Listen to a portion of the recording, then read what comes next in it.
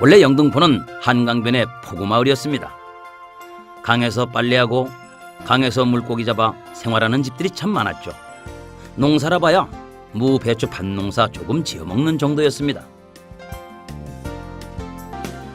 한강변은 예부터 모래가 많고 수심이 깊지 않아서 한여름 물놀이를 즐기기에는 딱이었는데요.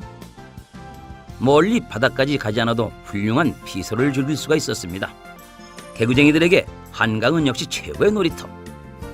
야, 우산은 찢어졌지만 파라솔은 제격이라니까 이게. 동무들과 신나게 놀다 보면 어느새 하루해가 저물었죠. 불과 50년 정도 지났을 뿐인데 참 많이도 변했습니다. 하기논일던 모래사장엔 시민공원이 들어섰고요. 바로 그 뒤로 아파트와 빌딩들이 숲을 이뤘습니다. 영등포가 근대화와 산업화의 중심이 될 수 있었던 가장 큰 계기는 철길이었습니다. 1900년 11월 12일 서대문에서 인천을 잇는 경인선이 개통되고 그 후 5년 뒤 경부선도 보람찬 기적소리를 내며 영등포를 통과. 영등포는 명실공히 교통의 요지가 됩니다.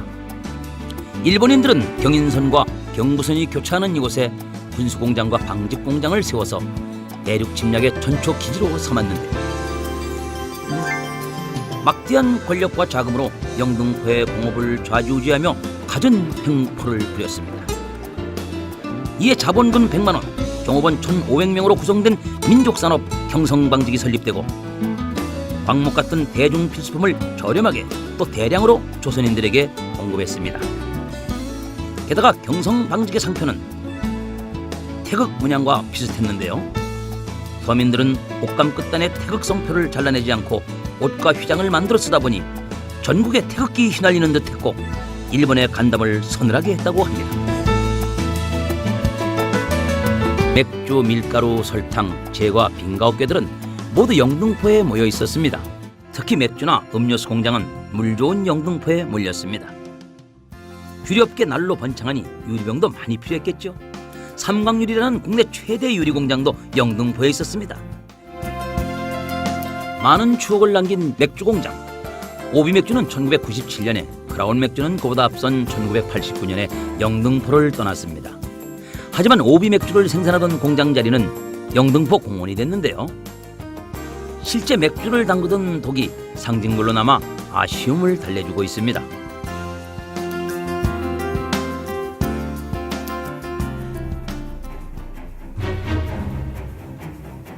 해방 이후 산업화를 향해 달려가던 영등포에 포탄이 떨어졌습니다. 6.25 한국전쟁은 모든 것을 원점으로 돌려놓았죠. 한강을 사이에 두고 전투는 치열했고 영등포 관내 공장 223곳 중 피해를 입지 않은 공장은 겨우 10군데, 주택은 5,000채 이상이 부서졌고 인명피해도 1,000여 명 이상 난 것으로 추측되고 있습니다. 폐허에서 다시 시작해야 했던 시절, 국민들은 모두가 한마음이 됐습니다.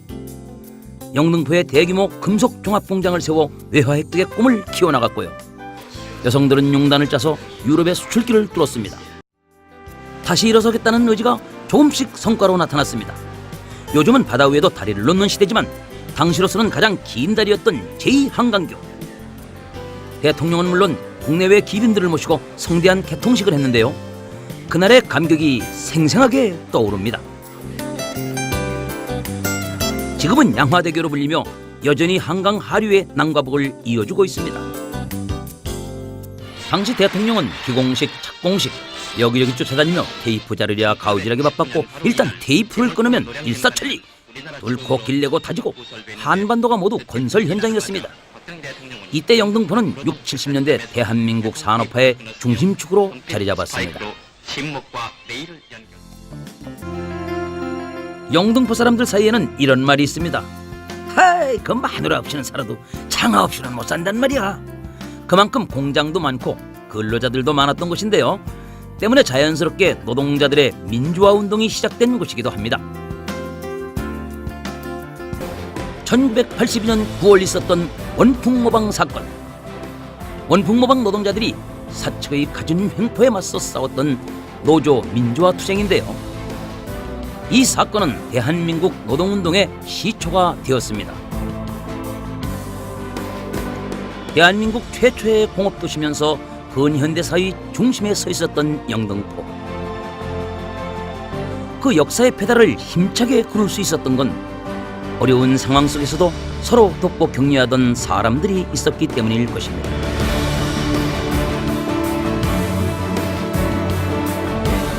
이제 영등포는 모두가 행복해지는 행복 중심 도시로 가기 위해 오늘도 새로운 역사를 쓰고 있습니다.